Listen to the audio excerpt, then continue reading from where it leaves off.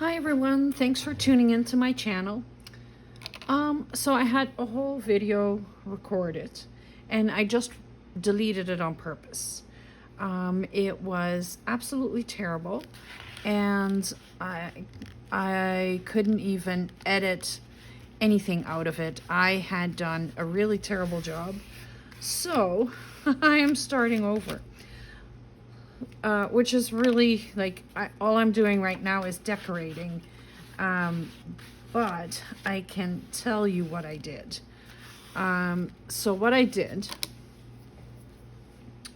was I had two envelopes. Let me pull some envelopes here. So I had two of these envelopes.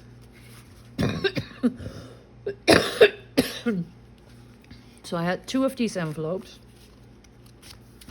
And I glued the flaps shut, so they're closed.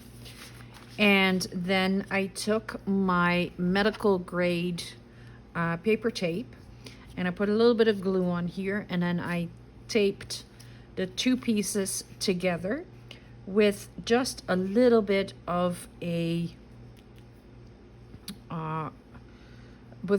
space in between so that they hinge really easy. And I can show you that on this one. I'm just finishing this one up. So you can see like it flops really easy, but it's also very strong. And then all I did, I'll show you the ones that I already made. All I did was I put some paper on it from the couture collection by Graphic 49. Is that what it is? Graphic 45. And on one side, and I used the Shabadashery kit by G. Kerr from Happiness and Crafting.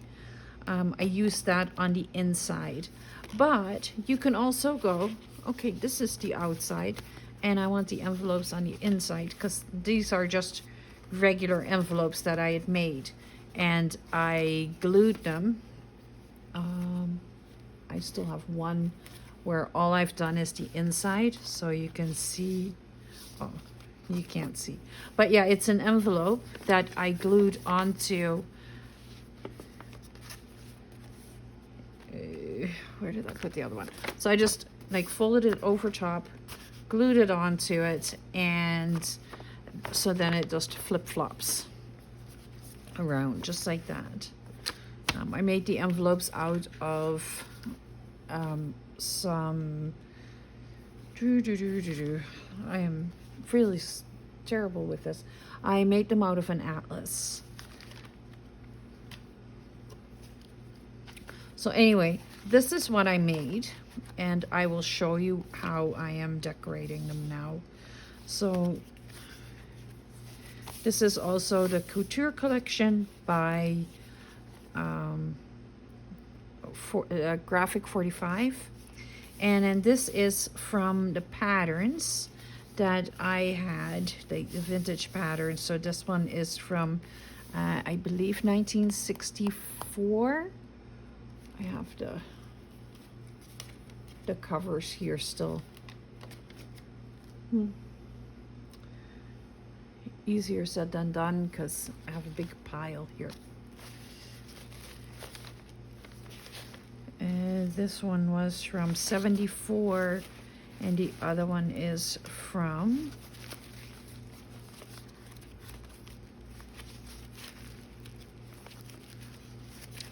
I'm not finding it, you guys. That's terrible. That is very annoying when you can't find what you're looking for.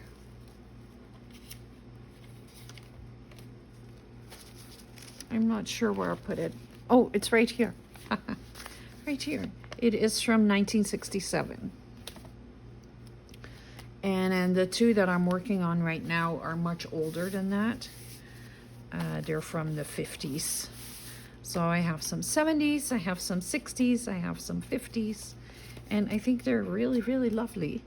So that's 1, and then this is 2. And my signatures, I'll show you. My signatures are going to go right in there. So this will be the cover for my signature, and then I'm just binding it in like that. Now you can also put this in the center of your signature. Let me go there. And I haven't decided yet if I want to put them on the outside or if I want to put them on the inside. Right there. So either way, like, they will be part of, there will be 4 of these in this journal.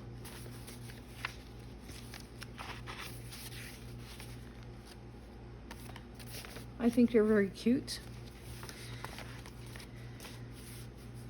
And I think it is something very different. So this is for my sewing journal, which I have called Annelies. And that is a very personal thing to me, so I am not telling you what that is about. So as I'm going through the the patterns, these 2 fell out of one of them. So they're really, really cool. I have no idea where they're from. This one is from November 15th, 1957. So this one is probably from around the same time. And look how lovely that is. All right. So what I am going to do now, this one still has everything inside. Yeah. Okay. So I'm going to take this apart. As you can see, it's in terrible shape. So I'm going to take the front and the back, and I'm going to glue it to the envelope on the front and to the envelope on the back.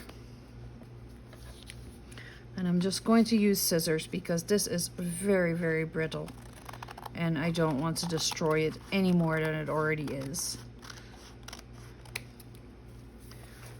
So I'm being very cautious, making sure that I'm not wrecking it.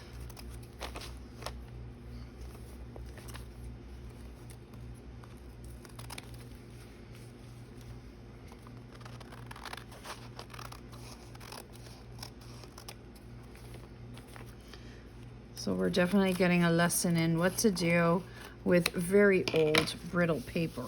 There was some in yesterday's video, and there's some in this video as well, right here. Oh, there's another piece of pattern right here.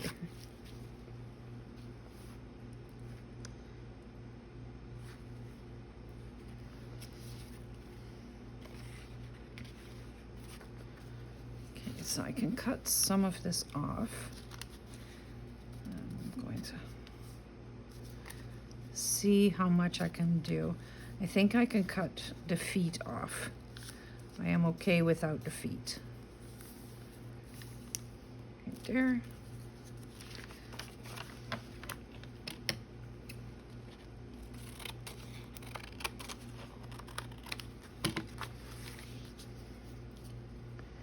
That side.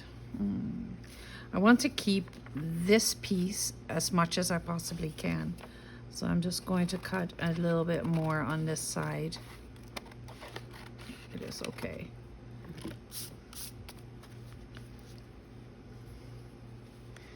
I think I need just a little bit more. Oh.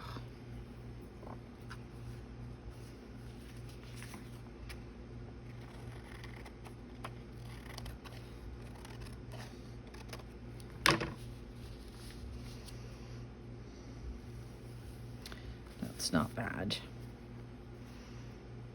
Okay, so what I'm going to do, I'm going to put a little bit of tape on the inside here so that it will keep it together.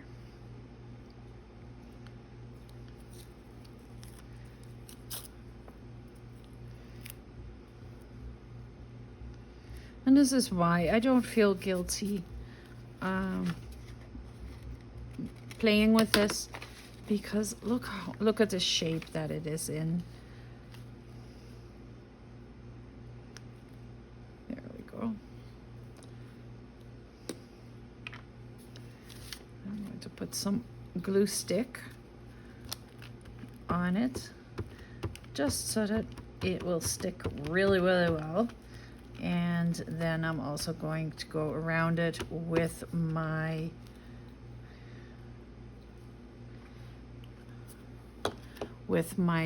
fast grab tacky glue.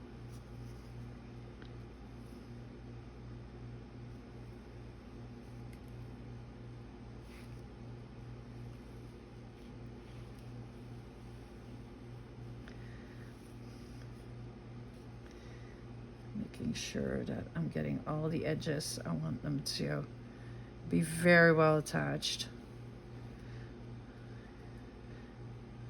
I want this to be able to last another 70 years.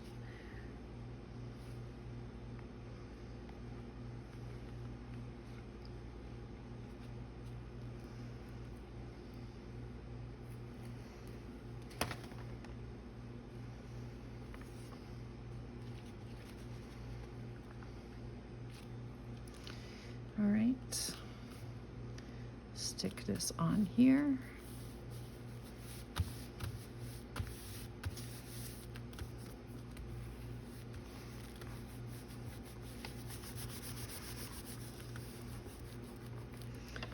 And I have a little spreader here.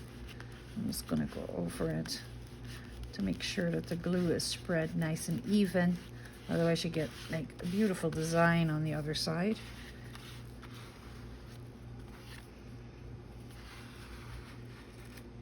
Whoops. This is the problem. It's that brittle. I think as soon as you go over it and it's not completely stuck down yet, it will rip.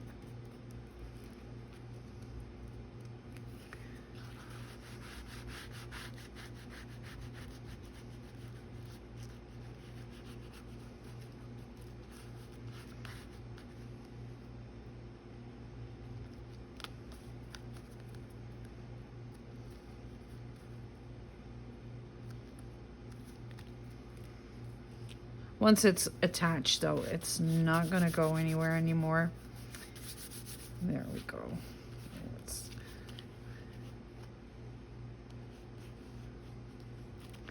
I'm just pushing the glue so that it is very well attached.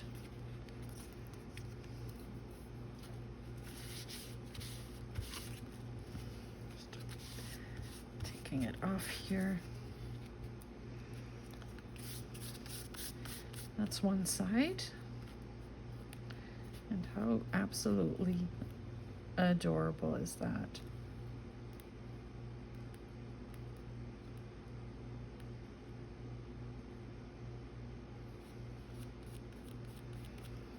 So cute. So then we're going to take the back and put it right there.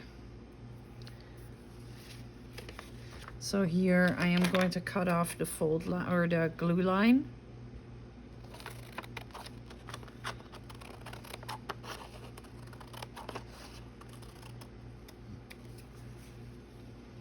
On that side, and the glue line on this side as well, because that's not going to make it any stronger.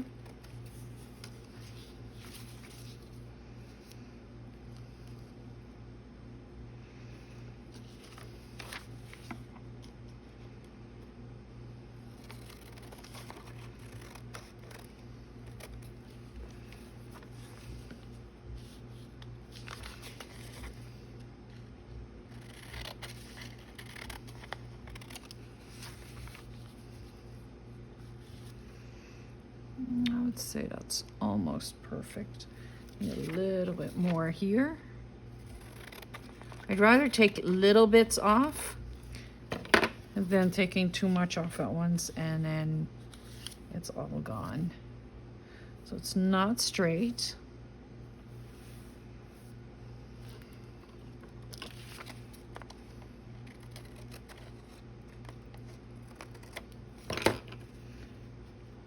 think it is now. Yep. So same thing. I'm just going to go first on it with the glue stick.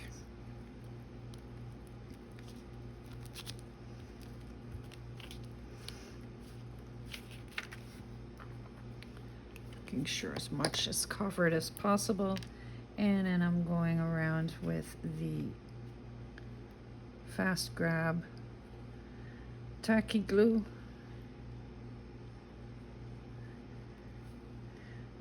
And I'm trying not to go overboard with it, but I still want it to be very well attached as well.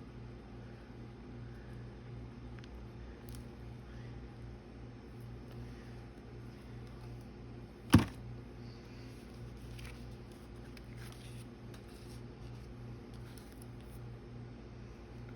I want it like this.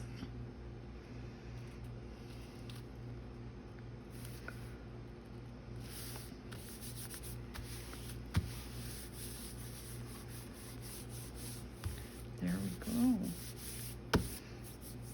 I like it a lot.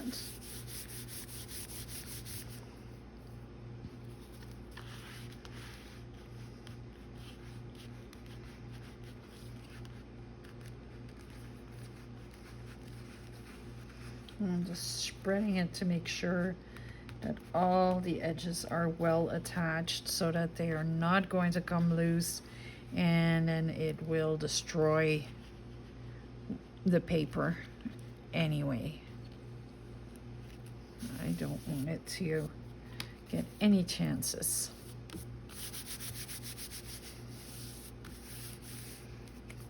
There we go. Now I've been putting stuff on the other ones. I put stuff on the backs. I don't know if I really want to do that. I am going to leave that alone for now because I haven't decided. But this is what it looks like right now. How adorable is that? Let's go to the next one.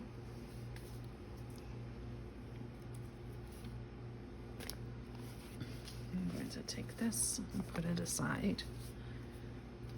I'm going to use all of that, or most of it is going to be used in the in Annelies. So this one's also from the 50s. And I'd already put the Shabby Dashery kit on the outside, or in the inside, so now I'm just putting the backgrounds on the outside. And I'm doing that pretty much the exact same way as everything else. I'm just using some glue stick. I want this journal to be strong, so that's why I'm using multiple glues.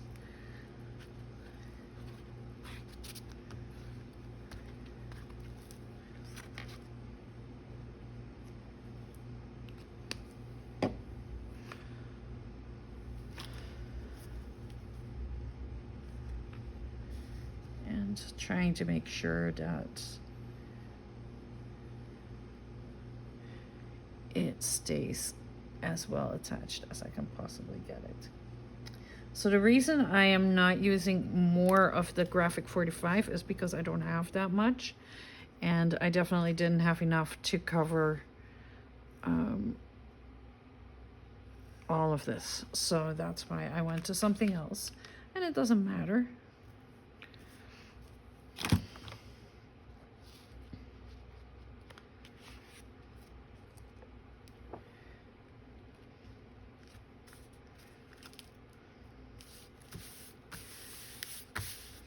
These are lovely as well, and they kind of match with the other papers, so yeah, it all works. It all works.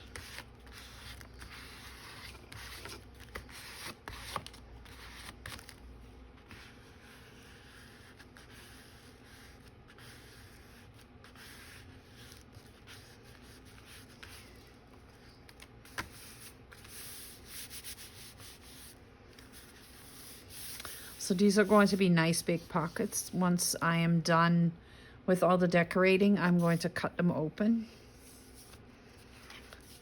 I don't know if I'm doing that in the right order, if I should have cut them open before, but I decided to do it to keep them closed until I was done decorating the folios.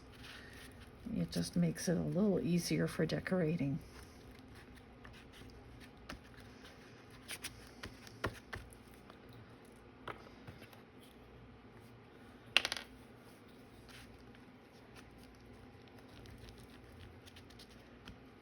Trying to get as much glue on there as possible. My hands are really sore from the glue. This glue is very thick.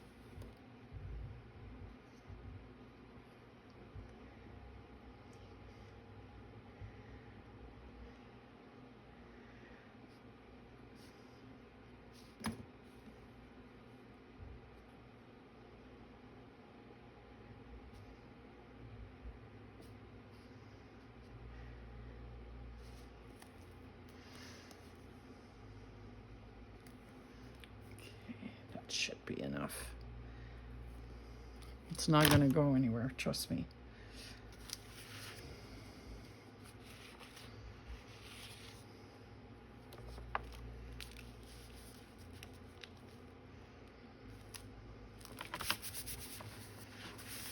Okay. Stuck to my tape.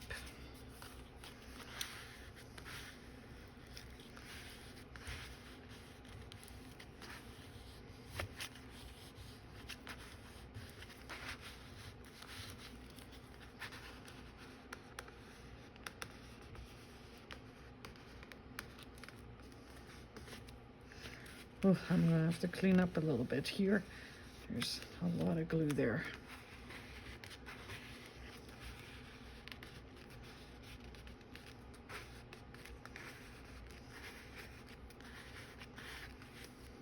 Which is great because that means that it is very, very well attached.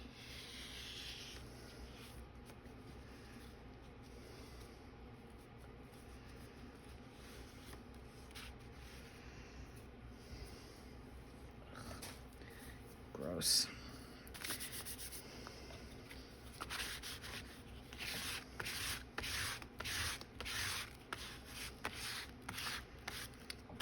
It's attached.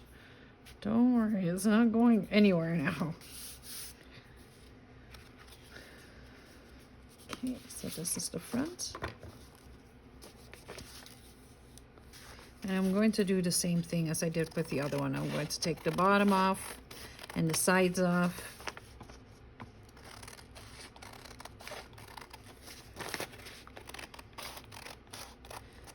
There. And this one, I'm going to try and keep the flap so I can use that somewhere, because that's just too cool.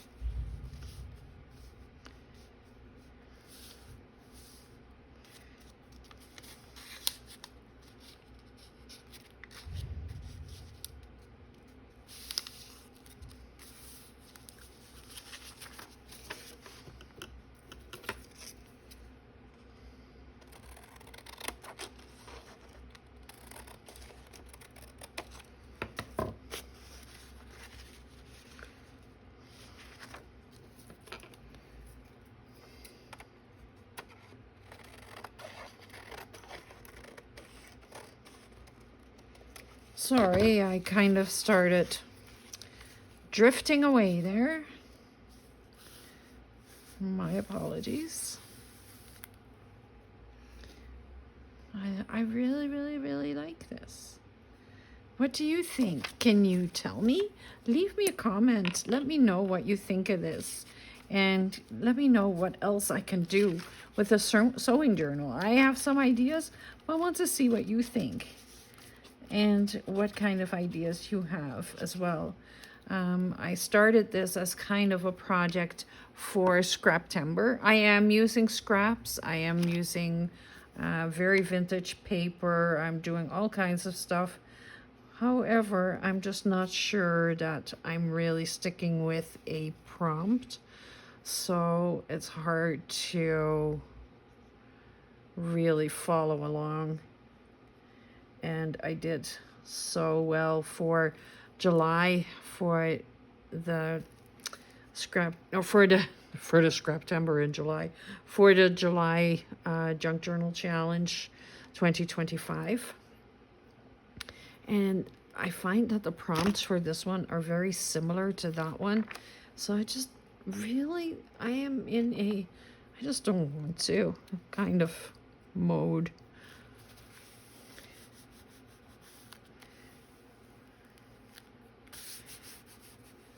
I just want to kind of do my own thing and just make some pretty things that I enjoy as opposed to what someone else enjoys. I think it's a little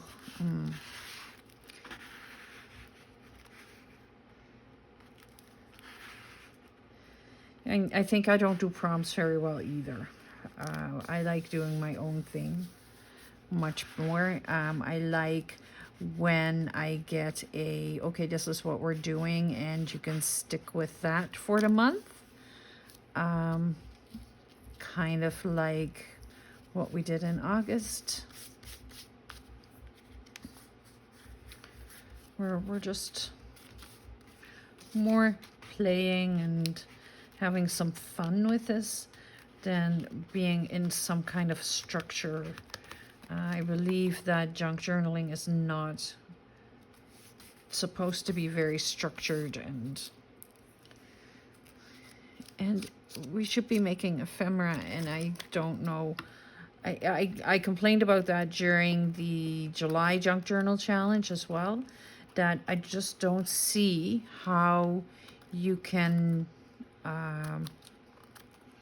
create a junk journal or junk journal ephemera with just a color or just like a bird, or it just doesn't interest me. I am just, so I am playing, I'm going by the beat of my own drum, and I hope you guys are okay with that.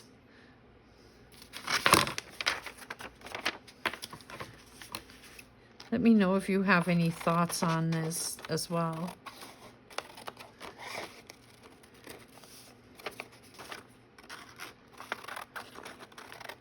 Because truly, like, I can knock off every prompt in one project. It's not that difficult.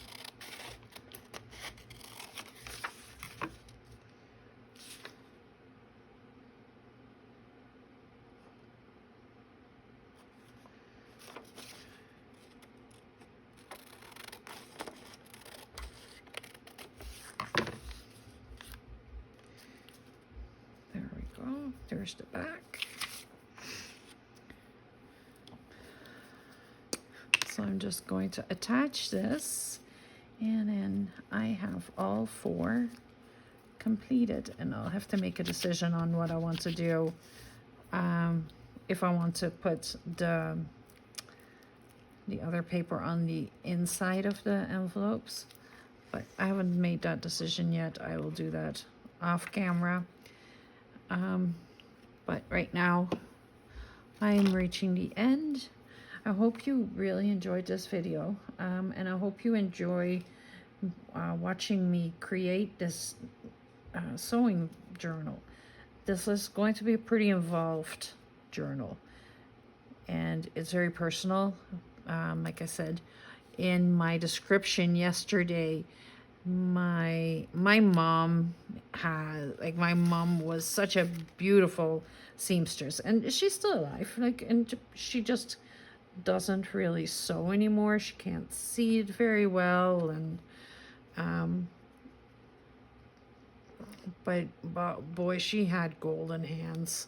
My Oma always said, your mom can make anything. And she really did. She was into, well, she knitted and she crocheted and she cross-stitched. And she actually made lace with the pillow and the what are they called? They're spools or yeah, I think they're spools, and you put the really fine cotton on there, and then it is kind of like this. You're kind of making a design with pins and the on the pillow. It is amazing to watch, and she has made so much of it. And then she got into quilting, and I'm a terrible seamstress. Like, I don't have the patience for it. I don't mind little things, so I was okay when my granddaughter was born and when my kids were born, to make the little things, because it was done a little quicker. And that's why I like making ephemera too, because it's just a little project. So I like the little projects as opposed to looking at the big project and then feeling overwhelmed and not knowing where to start. But yeah, oh, the things my mom made and made for me as well. She could sew. So here we go. I have 4 of them made. So 2 from the 50s, 1 from the 70s, and 1 from the 60s. So I'm very happy with that. That is definitely a nice addition to the signatures. And it is lovely that it is most definitely sewing. You know, you can't sew without patterns. And I have lots of other pattern pieces left so that I can do something else with it. I hope you like this. Leave me a comment, and don't forget to subscribe to my channel, because you never know what else I'm going to be up to. Thank you very much for watching, and have a wonderful day. Bye!